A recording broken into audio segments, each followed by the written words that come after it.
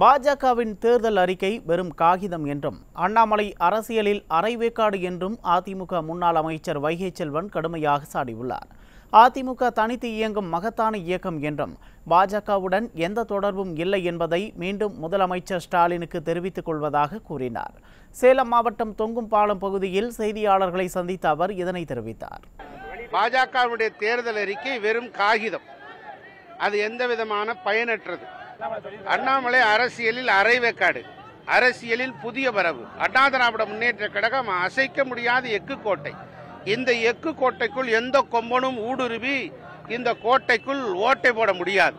ஆகவே அண்ணாமலைக்கு மீண்டும் நாங்கள் எச்சரிக்கிறோம். அண்ணா திராவிட முன்னேற்ற கழகத்தை பற்றி விமர்சிப்பதையும் எங்களுடைய பொதுச் செயலாளர் எடப்பாடியார் அவர்களை விமர்சித்தையும் நிறுத்திக் கொள்ள வேண்டும் என்பதை நான் தெரிவித்துக் கொள்கிறேன்.